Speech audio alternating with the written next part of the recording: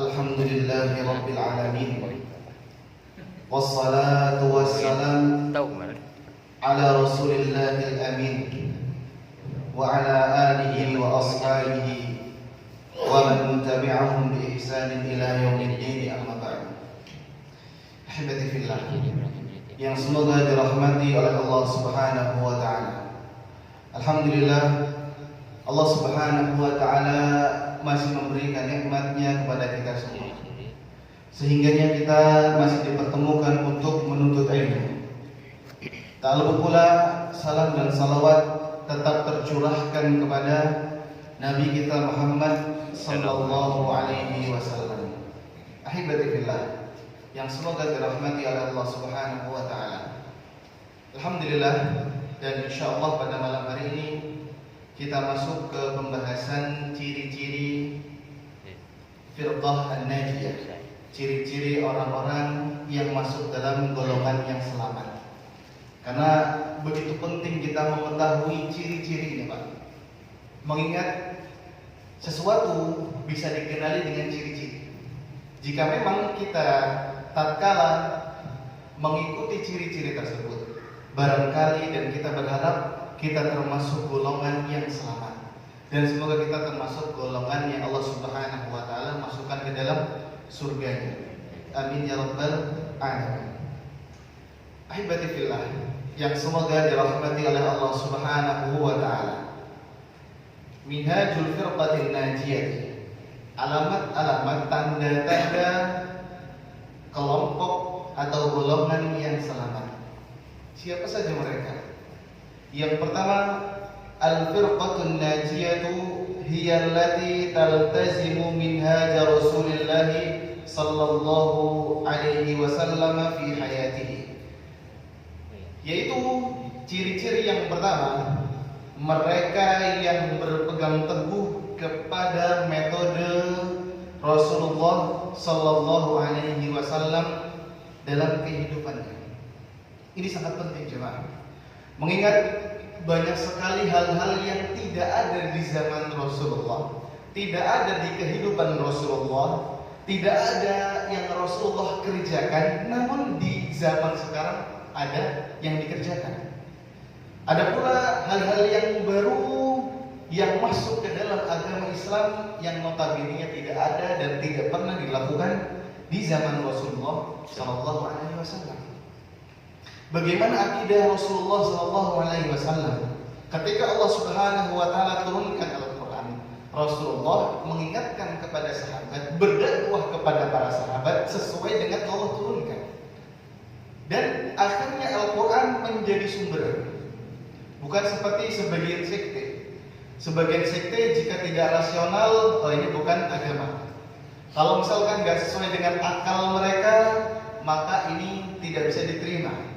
Sebagian itu seperti Mu'tazilah, seperti Kullabiyah, seperti Asy'ariyah, Maturidiyah, itu semua mereka berpegang teguh kepada akal mereka. Kalau misalkan memang akal itu menjadi pedoman, maka akal siapa ya ikhwan yang menjadi pedoman kita? Setiap akal berbeda-beda. Likul diroksim rokyun. Setiap kepala, setiap pemikiran itu ada pemikiran sendiri-sendiri. Setiap kepala pasti ada pemikiran sendiri-sendiri, ada pendapatnya masing-masing. Jika memang akal itu menjadi patokannya, menjadi pedomannya, maka ini sangat sulit kita temukan siapa dan otak siapa yang menjadi pedoman. Dan akhirnya tatkala otak itu mulai ngeblend, sudah mulai tidak ada lagi pemikiran, akhirnya mereka mengambil pemikiran-pemikiran seperti Aristoteles, seperti Socrates, yang ada tes-tesnya itu, Pak. Yang ada tes-tesnya itu, yang ada di pemikir-pemikir orang-orang Yunani, ahli kalam orang-orang Yunani. Akhirnya mereka mengadopsi dan akhirnya dimasukkan ke dalam agama Islam. Yang mana notabene-nya di hidupnya Rasulullah tidak ada seperti itu. Rasulullah dan para sahabatnya tunduk ketika ada Al-Quran yang turun, yang diturunkan oleh Allah Subhanahu wa taala. Maka inti dari kita beragama, inti dari kita berakidah itu tunduk, udah itu aja. Lah kenapa nanti kita akan bahas ada namanya haud. Haud itu telaga. Telaga, kira-kira ada nggak jemaah? Telaga itu, telaga Nabi Shallallahu Alaihi Wasallam itu masih alam gaib. Yang mana di zaman sekarang, kita sekarang ini, kita tidak bisa melihatnya. Begitu pula surga, begitu pula neraka. Yang mana memang itu masih alam-alam gaib. Bagaimana alam gaib mau dicerah dengan otak kita? Tidak akan bisa, wallahi tidak akan bisa. Kenapa? Karena kita tugasnya adanya alam gaib, adanya ilmu Allah Subhanahu wa taala yang tidak diketahui di sekarang ini. Di waktu ini, tujuannya untuk apa ya, ikhwan?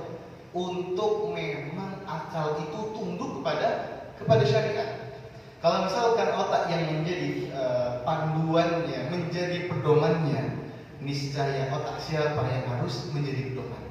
Kemudian alhamdulillah, kemarin kita bahas bagaimana akhlak Rasulullah. Akhlak Rasulullah itu karena akhlakul Quran. Akhlaknya Rasulullah itu seperti Al-Quran. Dari A sampai Z bagus semua. Nggak ada yang kurang, nggak ada yang jelek. Al-Quran, apakah ada perkataan Allah yang buruk? Tidak ada. Tidak ada. Walaupun memang terkadang nggak cocok sama pemikiran kita. Nah, tugasnya apa? Tunduk kepada Al-Quran. Kemarin juga sudah kita sebutkan bagaimana Rasulullah SAW dengan para sahabatnya. Kadang Rasulullah SAW duduk bareng. Kemudian juga kadang Rasulullah SAW juga bercanda dengan para sahabatnya dan seperti itu. Jadi kalau misalkan hidup itu ya Pak, coba ikutin hidupnya Rasulullah, insya Allah tenang. Jadi hidup Rasulullah pernah bercanda, ya kita pernah bercanda nggak apa-apa. Tapi bercandanya jangan berlebihan, juga nggak pernah bercanda. Bahkan sama istrinya juga nggak pernah bercanda. Nah, jadi mungkin seperti itu ada, seperti itu ada. Kemudian bagaimana Rasulullah dengan para pembantu-pembantunya. Nah ini mungkin ada para dari jenengan-jenengan yang punya pembantu. Nah ini Rasulullah bagaimana dengan pembantunya, bagaimana dengan hamba sahayanya, akhlaknya luar biasa kepada mereka. Kemudian bagaimana Rasulullah SAW dalam metode beliau, dalam hidupnya beliau, tatkala bersama anak kecil. Anak kecil itu kita kalau misalkan mau dihargai, ya kita sayangin juga anak-anak kecil. Jadi Rasulullah SAW itu juga sayang sama anak kecil. Nah, kadang kita itu ketika ada anak kecil yang berbuat salah, kita ngamplonginnya luar biasa. Kamplongin sampai mukanya merah, subhanallah. Padahal Rasulullah yang kayak gitu. Nah, sudah kami sebutkan jemaah bahwasannya metode yang terbaik metodenya Rasulullah SAW. Kemudian ketika Rasulullah melihat kesalahan orang Arab, subhanallah. Kemarin kita telah bahas bahwasannya ada Arab Badui datang-datang kemudian kencing di masjidnya Rasulullah SAW. Apakah Rasulullah gebukin? Enggak. Bahkan para sahabat juga ingin sekali untuk memberhentikan orang Badui tersebut. Makanya dengan kecerdasan Rasulullah SAW, Rasulullah nyetok para sahabat, jangan, biar dia selesaikan dulu. Nah, ini cerdasnya Rasulullah. Jika memang tiba-tiba diberhentikan, niscaya kencingnya itu cepat kemana-mana. Ini cerdasnya Rasulullah. Nah, kemudian alhamdulillah yang semoga dirahmati oleh Allah Subhanahu wa taala. Yang berikutnya wa minhaja ashabihi min ba'dihi, dan metode-metode para sahabat Nabi sallallahu alaihi wasallam setelah Nabi sallallahu alaihi wasallam. Rasulullah mengatakan, "Alaikum bisunnati wa sunnatil khulafa'ir rasyidin." Hendaknya kalian itu mengikuti sunnahku dan sunnahnya para sahabatku, khulafa' rasyidin. Khulafa' rasyidin ada berapa jemaah? Ada 4. Yang pertama Abu Bakar, yang kedua Utsman, yang ketiga Umar, yang ketiga Utsman, yang keempat Ali. Nah, dan ini disepakati oleh para ulama dan disebutkan dalam kitab-kitab akidah, dalam kitab-kitab manhaj, bahwasanya ini urutan yang benar seperti ini. Dari Abu Bakar yang paling utama, kemudian sampai Ali. Ini urutan yang muttafaq insyaallah. Disebutkan dalam kitab-kitab akidah. Kemudian addu 'alaiha bin nawajid, dan peganglah sunnahku, metode aku dan metode sahabatku dengan gigi gerah. Maksudnya dengan apa? Kita ikat-ikat saja. Kita gigit dengan gigitan yang sangat-sangat kuat. Karena nanti di akhir zaman Disebutkan oleh Nabi Shallallahu Alaihi Wasallam, orang yang berpegang pada sunnah nanti di akhir zaman seperti apa? Seperti memegang bara api. Kenapa sangat susah jemaah? Sangat susah sekali. Bahkan nanti insya Allah kita sebutkan ada sunnah-sunnah yang ditinggalkan oleh manusia di zaman sekarang. Insya Allah kita akan bahas. Kemudian ahibatillah yang semoga dirahmati oleh Allah Subhanahu wa taala. Akidahnya Al-Imam Ahmad Ibn Hanbal radhiyallahu anhu disebutkan dalam kitab Syarah I'tiqad Ahli Sunnah wal Jamaah punyanya Al-Imam Al-Lalikai. Beliau mengatakan dan menyebutkan di dalam kitabnya beliau bahwasannya usul sunnati indana, pokok-pokok akidah menurut Al-Imam Ahmad, menurut ulama kita, menurut kami kata Imam Ahmad, at-tamassuku bima kana alaihi ashabu Rasulillah sallallahu alaihi wasallam. Kita berpegang teguh kepada para sahabat Rasulullah sallallahu alaihi wasallam.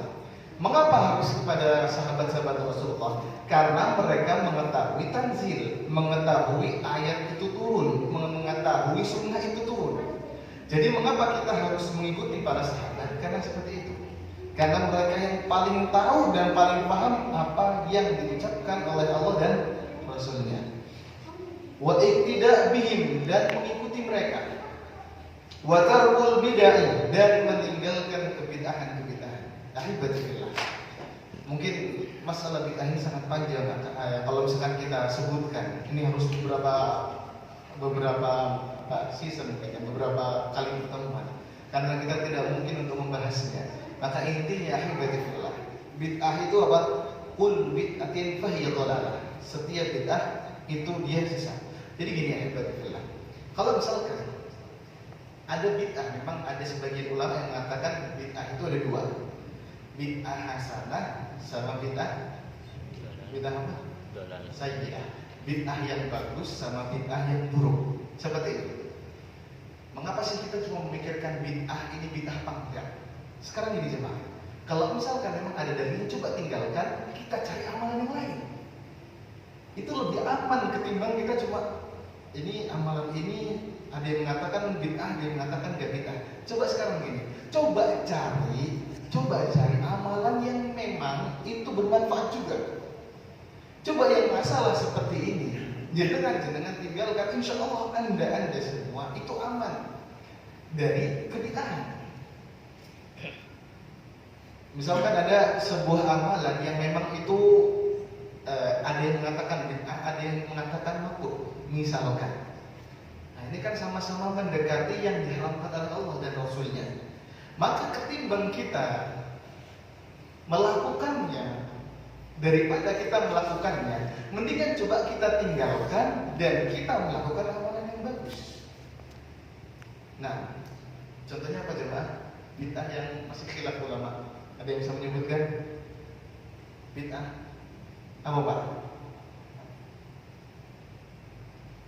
Ada yang bisa menyebutkan Pak? Bid'ah yang memang itu misalkan ada yang mengatakan haram, ada yang mengatakan enggak haram. Contohnya gini, musik aja. Musik itu haram apa Pak? Haram nggak Pak?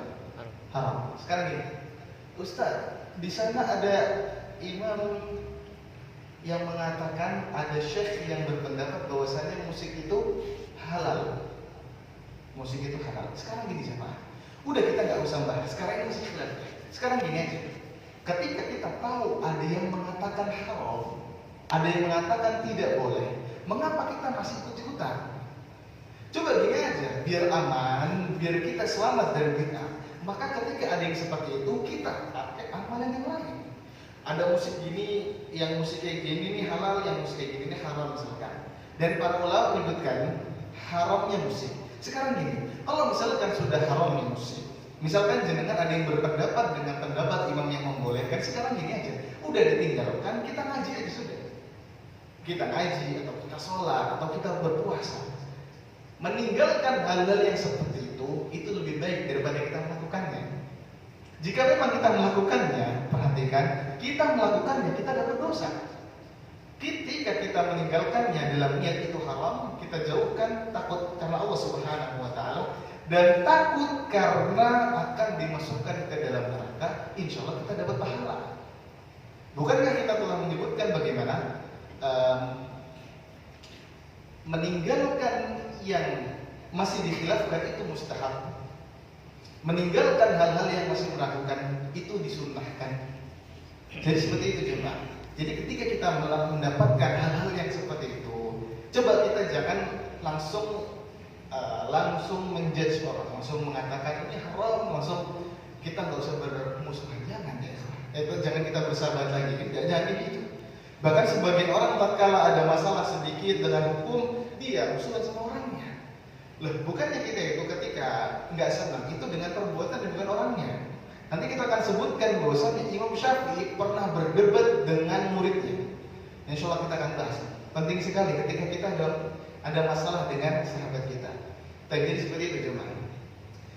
Kemudian ahibati fillah yang semoga dirahmati Allah Subhanahu wa taala. Wa huwal Qur'anul Karim, dan manhaj semuanya manhajnya Rasulullah, manhajnya para sahabat berpegang teguh kepada Al-Qur'anul Karim. Ahibati fillah yang semoga dirahmati oleh Allah Subhanahu wa taala. Bagaimana akidahnya Al-Imam Ahmad Ibn Hanbal terhadap Al-Quran, yang mana di zaman beliau sudah mulai muncul Mu'tazilah. Mu'tazilah mengatakan bagaimana ya? Mengatakan Al-Quran itu makhluk. Al-Quran itu apa? Makhluk. Kalau kita kepercayaan kita bagaimana? Al-Quran itu apa? Kalamullah, perkataan Allah Subhanahu wa taala. Perhatikan, Al-Imam Ahmad disebutkan dalam syarah i'tiqad ahli sunnati wal jamaah, wal Quran kalamullah, Al-Quran itu adalah ucapan Allah Subhanahu wa taala, wa laysa li makhluk, dan bukan makhluk. Wala tad'uf an taqula laysa li makhluk fa inna kalamallahi minhu wa laysa minhu syai'un makhluqun. Jadi intinya tatkala kita berpapasan dengan orang-orang yang mengatakan Al-Quran itu bukan kalamullah, maka intinya bagaimana? Tetap kita berpegang teguh kepada Al-Quran kalamullah. Al-Quran itu kalamullah dan bukan makhluk. Bukan makhluk. Nah, ini ada sejarahnya ya ikhwan, tapi khawatirnya kita tidak habis-habis kitabnya. Kita bahas cerita terus. Nah, yang berikutnya ahibati fillah, ketika seseorang itu berpegang kepada Al-Quran dan ia memahami dan mentadabburi Al-Quran, coba ya ikhwah, kita selalu berdoa kepada Allah Subhanahu wa taala untuk menjadi ahlullah. Allah itu punya keluarga, dan keluarganya yang ada di bumi yaitu adalah para ahli Quran. Para ahli Quran. Perhatikan jemaah, ahli Quran itu bukan hanya yang mengaji-ngaji aja, bukan, yang hafal 30 juz, bukan. Bahkan bisa jadi orang yang sudah hafal 30 juz dia bukan ahli Quran. Bahkan bisa jadi orang yang punya sanad Al-Quran dia bukan ahli Quran. Maka perhatikan jemaah, banyaknya sekte-sekte di luar sana yang mereka itu rusak. Kenapa? Karena ngaji Al-Quran aja dilantunin, dibagusin, bagaimana orang-orang itu senang dengan Al-Quran, cuma kayak gitu. Padahal inti dari Al-Quran itu dibaca, dan yang kedua diapain? Ditadabburi. Jangan lupa Al-Quran itu ditadabburi jemaah. Makanya ketika Allah Subhanahu wa taala mendebat orang-orang yang mengatakan tidak ada hari kebangkitan, mereka mengatakan bagaimana bisa orang-orang kafir, kita yang sudah mati, sudah jadi tanah, kok dibangkitkan lagi? Makanya Allah Subhanahu wa taala mengatakan afalam yanzuru, bukankah mereka melihat? Afalam yanzuru ilas sama, Allah telah menciptakan langit. Kaifa banaina, bagaimana kita membangunnya? Wa zayyanaha, dan juga telah kami hiasi. Wa zayyanaha wa ma laha min furuj. Jadi Allah Subhanahu wa taala itu sangat bisa membangun yang memang sebelumnya tidak ada yang bisa membangunnya. Dan bahkan di akhir-akhir di lembar tersebut Allah mengatakan afa aina bil khalqil awwal. Apakah kami lemah?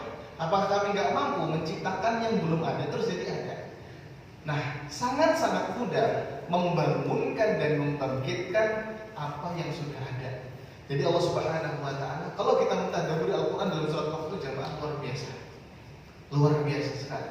Makanya minimalnya kita ya membaca Al-Qur'an satu hari 2 lembar lah. 2 lembar. Dan sekalian dibaca artinya jamaah. Biar kita hati lembut. Bagaimana hati kita itu senang dengan Al-Qur'an. Minimalnya 2 lembar aja. Dan memahami maknanya. Ustaz, Anda nggak punya tafsir, Anda nggak bisa baca kitab gundul, sudah antum baca Al-Quran sebelahnya itu yang artinya, dibaca artinya, dan insya Allah semoga Allah Subhanahu wa taala memberikan kepada kita semua itu hidayah, karena hidayah itu ada dalam Al-Quran. Nah, kemudian ahibati fillah yang semoga dirahmati oleh Allah Subhanahu wa taala, bahkan disebutkan ketika zaman dahulu ada yang ngeruk kuburan, ternyata tatkala dibuka masih utuh jemaah, jasadnya masih utuh. Kenapa masih utuh?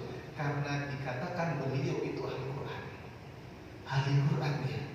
Makanya kalau misalkan kita tidak ingin jasad kita dimakan sama bumi, jasad kita ini masih utuh dan bahkan dipelihara oleh bumi, disayang sama Allah Subhanahu wa taala. Al-Quran kita pegang. Nah, jangan suka kita di zaman sekarang udah jangan kita ikut-ikutan media sosial terus jangan jemaah. Capek gitu. Minimalnya kita hitung lah. Nanti kita pegang HP jam segini, harus pegang Al-Quran jam segini, harus diimbang. Bahkan harus lebih Al-Quran kalau bisa. Prioritaskan agama daripada dunia. Insya Allah kita hidupnya akan bahagia. Baik. Kemudian wa huwal Qur'anul Karim alladzi anzalahu Allah ala rasulih. Itu Al-Quran yang diturunkan oleh Allah Subhanahu wa taala kepada nabinya, kepada Rasulullah sallallahu alaihi wasallam. Jadi thariqah atau cara Al-Quran itu turun bisa dengan beberapa cara. Dan salah satu caranya yaitu Jibril alaihi salatu wassalam menurunkan dan diutus dan dikasih mandat oleh Allah Subhanahu wa taala untuk dikirim kepada Nabi kita Muhammad sallallahu alaihi wasallam. Dan berikutnya ahibati fillah yang selalu dirahmati oleh Allah Subhanahu wa taala. Wa bayyanahu li sahabatihi fi ahadithihi sahihah.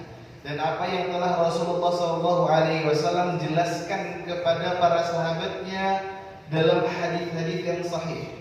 Ingat, hadis-hadis yang dhaif bahkan yang palsu itu banyak. Ada hadis palsu jemaah. Disebutkan maka fi batni syai'un minal qahwah lam tamassahu nar. Barang siapa yang mati di perutnya masih ada kopi dalamnya, habis minum kopi, mati nggak akan masuk neraka. Ini hadisnya palsu. Yang jemaah, ada hadis yang disebutkan bahwasannya barang siapa yang dia mati habis minum kopi, kopinya masih dalam perutnya ini, masih dalam lambungnya, masih dicerna atau di ususnya, dia mati nggak akan masuk neraka. Enak banget. Ini kita sebelum tidur minum kopi biar kalau mati itu langsung masuk surga, nggak akan masuk neraka. Nah, ketika kita mau safar, kita mau apa semuanya kopi semua. Nah, jadi ini hadis yang palsu, hati-hati. Banyak menyebar di masyarakat. Nah, mungkin juga ada hadis-hadis yang palsu tentang Maulid Nabi. Tentang jika merayakan ini akan mendapatkan hati-hati. Ada bisa jadi itu hadis yang palsu. Hati-hati jemaah. Karena kita hadis yang sahih itu banyak banget.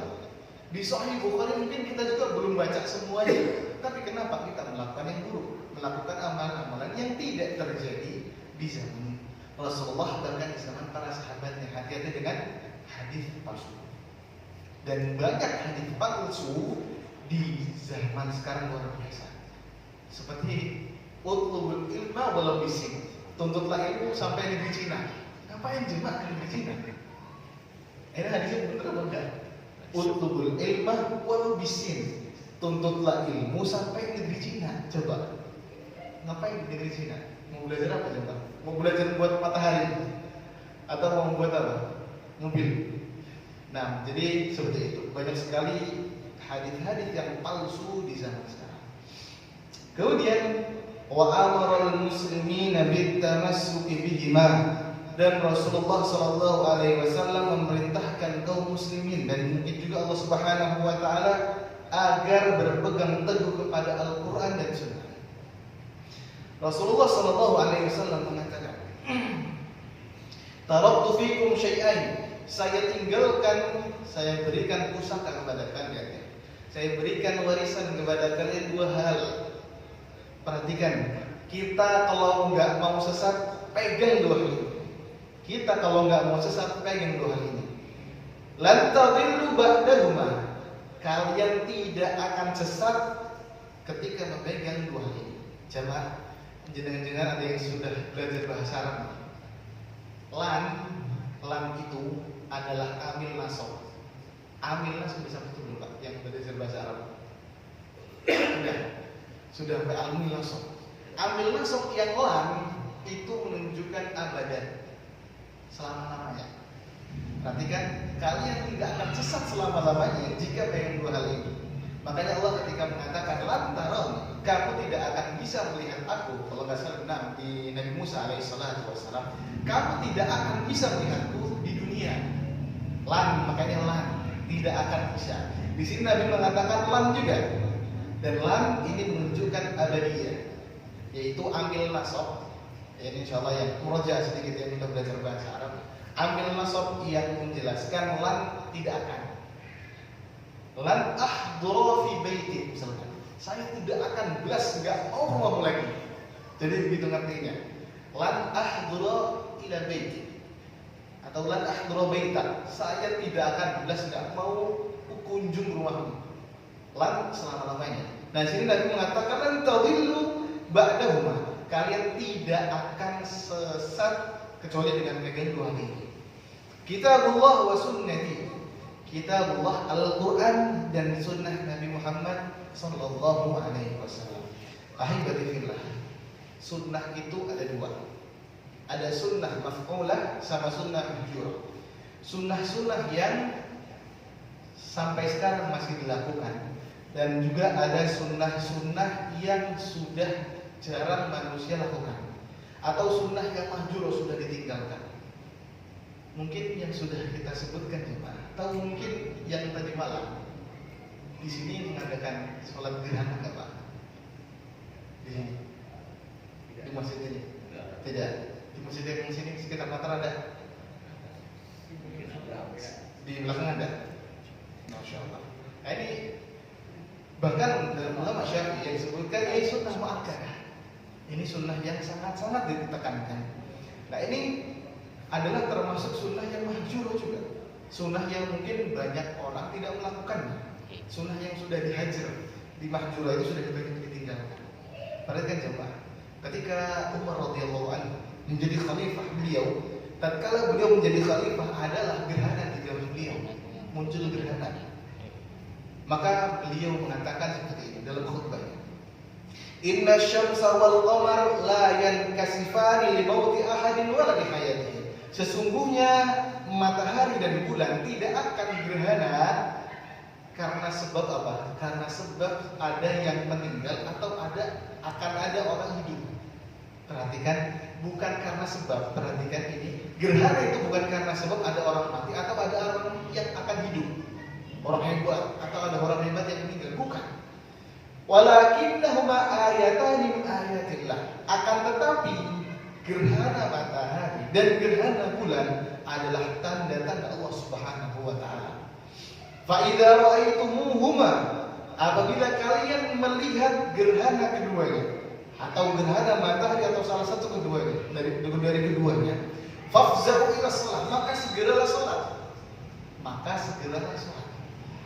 Nah, maka segeralah salat. Tsumma qala, perhatikan, Umar radhiyallahu anhu mengatakan, "Ya ayyuhan nas, wahai manusia, innahu la yahdutsu amrun 'azimun fil ardi sesungguhnya tidak akan terjadi perkara yang besar di muka bumi ini illa min ajli dambin ahdatsahu ahluha, melainkan karena dosa yang dilakukan oleh penduduk bumi. Gerhana matahari dan gerhana bulan mungkin di zaman Rasulullah itu sedikit, di zaman para sahabat sedikit, di zaman sekarang banyak apa sedikit? Banyak banget. Kayaknya setahun sekali ada gerhana, bahkan mungkin 6 bulan sekali ada gerhana. Dan ini karena apa? Karena min ajli dambi, karena dosa. Dan kita ini banyak melakukan dosa. Kita udah gak usah dulu lihat orang kamu berdosa ini, gak usah, kita sendiri juga banyak dosa. Mungkin karena sebab dosa kita, gerhana itu terus menerus terjadi. Kemudian wa ma kuntu aral ladzi hadatha illa li dambin ahdathnahu fama, dan saya tidaklah melihat kecuali terjadinya hal yang besar, hal-hal yang mengerikan, melainkan karena dosa yang dilakukan oleh manusia. Makanya akhirnya kita disyariatkan banget, sunnah muakkadah banget tatkala ada gerhana, karena kita tahu kita karena banyak dosanya. Nah, jadi seperti itu. Kemudian termasuk ya akhirnya sunnah-sunnah yang ditinggalkan. Jadi kan ada yang tahu termasuk sunnah yang ditinggalkan apa? Apa coba?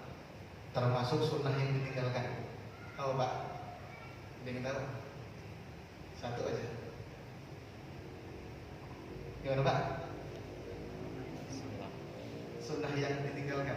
Udah banyak orang ninggalin. Salam. Apa? Beri salam. Iya, beri salam. Ini mungkin sudah banyak orang ninggalin ketika berpapasan, padahal sama saudaranya, sama temannya, cuma apa klakson gitu. Ini enggak mewakilkan salam, enggak ya Pak. Tapi ya salam, assalamualaikum waalaikumsalam. Kemudian ada juga sunnah-sunnah yang ditinggalkan itu, mungkin karena ini masjid terpisah. Ada sebagian masjid itu kotor. Jadi tatkala sujud, ini banyak pasir di sini. Enggak tahu ada berapa ribu pasir nempel di situ. Nah, atau banyak debu nempel di situ. Termasuk sunnah itu tidak mengusapnya kecuali ketika selesai sholat. Jadi kalau ada yang kotor, ya walaupun kotoran cicak misalkan. Nah, kalau begini nambah wangi nanti jemaah. Tinggalin dulu aja, tinggalin dulu. Nah, ini termasuk sunnah dan anak baca dalam kitab As-Sunan Al-Mahjurah, sunnah-sunnah yang ditinggalkan, termasuk yang sunnah ditinggalkan itu. Kemudian ada lagi sunnah yang ditinggalkan, yaitu melipat pakaian setelah dipakai, tapi gak digantungin. Maksudnya, jadi termasuk sunnah yang ditinggalkan. Habis pakai baju kan kita biasanya digantungin ya. Nah ini dilipat. Jadi habis pakai itu dilipat. Ini sunnah yang ditinggalkan juga. Karena kita biasanya gantungin, apalagi laki-laki gitu ya, langsung dibrukin gitu, taruh di kasur langsung bruk gitu. Dan termasuk sunnah yang ditinggalkan seperti itu. Tatkala safar juga disebutkan bahwasanya kalau mau safar salat sunnah 2 rakaat sebelum safar. Ini kita juga banyak ditinggalkan. Kemudian ada juga yang mungkin kita lupakan, yaitu sunnah memperbanyak safar di malam hari. Jadi kalau mau safar mainnya main malam Pak, itu malah bagus. Karena Anda pernah dengar juga bahwasanya ketika malam hari itu bumi itu dilipat. Jadi kadang kita nggak terasa kalau lagi jalan malam itu tiba-tiba sampai gitu aja. Maka termasuk sunnah yaitu memperbanyak safar. Kalau mau safar di malam hari itu sunnah insya Allah. Dan ini sudah banyak ditinggalkan. Bisa dirujuk di dalam kitab Sunan Al-Mahjurah, Sunan Al-Mahjurah. Kemudian ahibatillah yang semoga dirahmati oleh Allah Subhanahu wa taala. Kita lanjutkan hadis tadi. Walam yatafarraqa hatta yarida alayya al-haud, dan tidak akan berpisah hatta yarida alayya al-haud, sampai bertemu telaga Nabi sallallahu alaihi wasallam. Jadi ahibatillah, Nabi sallallahu alaihi wasallam termasuk nabi yang mempunyai haud, yaitu telaga. Ana akan sebutkan dalam kitab Al-Aqidah Al-Wasithiyah karangan Syekhul Islam Ibnu Taimiyah rahimahullah taala. Beliau menyebutkan wa fi arasatil qiyamah, tatkala nanti di padang hari kiamat Kan pandang diluaskan. Al-hawdu al-mawrudu lin Nabi. Ada telaga punya Nabi sallallahu alaihi wasallam. Ma'uhu ashaddu bayadan. Airnya itu sangat-sangat jernih, sangat-sangat putih. Minal laban, bahkan lebih putih daripada susu. Wa ahla minal asali, dan lebih manis daripada madu. Ini telaga Nabi sallallahu alaihi wasallam. Aniyatuhu ada nujumis sama. Aniyahnya apa aniyah itu? Apa jadinya Mbak? Aniyah itu bahasa Arab, bahasa Indonesia ya? Aniyah itu wadahnya untuk ngidupnya itu, wadah untuk ngidupnya itu, atau gelasnya, gelasnya yang untuk menghidup airnya itu ada di nujumi sama, seperti bilangan bintang yang ada di angkasa. Tuluha syahrun, panjangnya itu 1 bulan perjalanan. Wa arduhu syahrun, lebarnya 1 bulan perjalanan juga. Perhatikan di sini. Man yashrabu minhu syarbatan atau syurbatan la yadma'u ba'daha abada. Barang siapa yang meneguh 1 kali bukan aja, tidak akan pernah haus selama-lamanya. Subhanallah. Semoga Allah Subhanahu wa taala pertemukan kita di haudnya Nabi sallallahu alaihi wasallam. Amin ya rabbal alamin. Jadi ahibati fillah, jadi tatkala kita dikumpulkan oleh Allah Subhanahu wa taala di padang mahsyar nanti, akan ada namanya haud, telaga Nabi sallallahu alaihi wasallam. Dan Syekhul Islam Ibnu Taimiyah, beliau berpendapat bahwasannya haud itu terjadi sebelum sirat, jembatan antara menghubungkan kita dengan surga Allah. Sebelum itu ada haud Nabi sallallahu alaihi wasallam.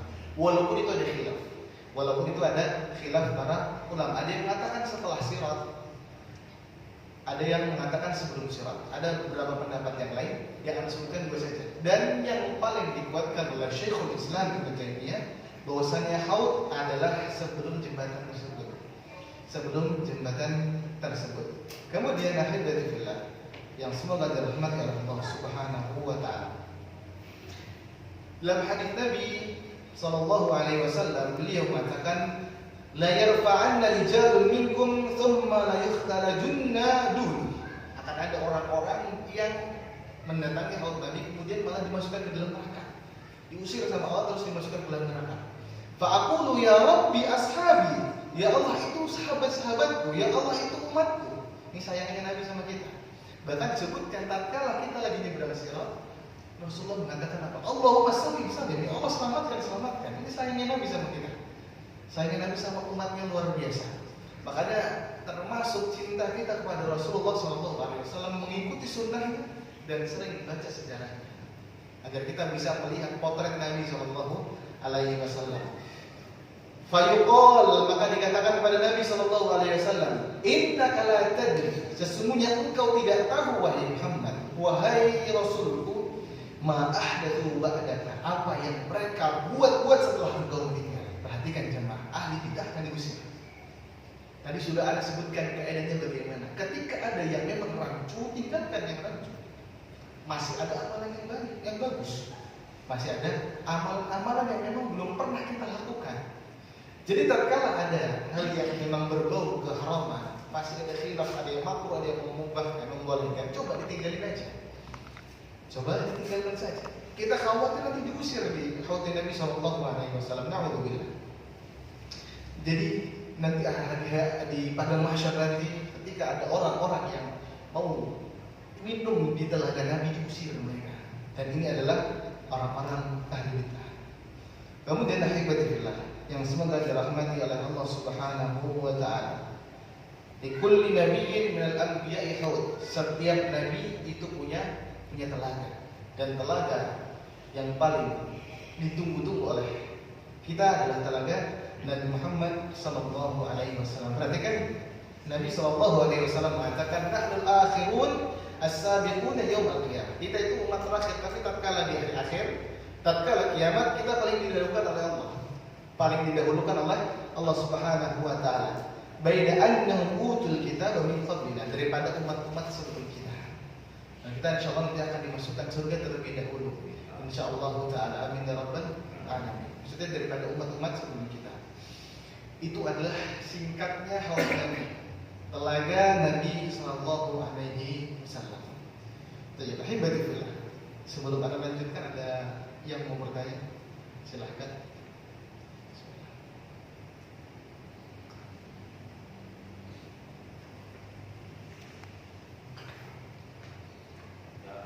Nah, silakan. Yang mengenai perkara tadi itu kan apa kita hanya mendengar saja atau memang kita melihatnya? Mendengar atau melihatnya maksudnya gimana? Yang kita mendengar atau dari kita ya, kita itu kan ada gerhana apa misalnya, itu kita harus bergegas langsung atau memang kita harus melihat kalau kita bisa mendengar suara gerhana. Baik, insyaallah. Itu berarti kembali kepada syahid. Orang yang menyaksikan, orang yang menyaksikan itu yang diterima bagaimana? Sudah tanya. Baik, sebelum itu sudah tembak. Belum, tapi di sini belum ada. Ini satu deh. Yang kecepatan ya. Dan sebentar. Berkenaan dengan berkenaan dengan gerhana tadi, bahwasannya pertama kita thariqah atau cara melihat atau mengetahui gerhana itu dapat dari kabar, dan sekarang media sosial banyak sekali. Namun apabila kita mendapati bahwasannya istri kita, anak kita itu tahu dan melihat itu ada gerhana Pak, maka kita lihat anak kita ini thiqah apa enggak, anak kita ini bisa dipercaya apa enggak. Dan biasanya anak itu enggak, atau istri insya Allah enggak akan membohongi atau mendustakan saudara. Ya mungkin ada juga mungkin. Nah, dari segi ini maka tetap kita fafza'u ila shalah, maka bergegas kepada sholat. Karena bahkan disebutkan dalam mazhab Syafi'i itu makruh ditinggalkan, dibenci. Namun karena sebagian kondisi kita tidak membuat kita melakukannya, karena sebagian mushola dan masjid tidak melakukannya, maka alangkah berat juga kita melaksanakannya. Jadi ada pun istri yang mengabarkan tetap fafza'u ila shalah, gegas kepada sholat dengan tersebut. Kenapa? Barakallahu fiikum. Sudah insyaallah. Karena waktu sudah menunjukkan waktu Isya, nah kita akhiri dengan doa penutup majelis. Subhanakallahumma wa bihamdika asyhadu an la ilaha illa anta astaghfiruka wa atubu ilaik. Assalamualaikum warahmatullahi wabarakatuh. Waalaikumsalam.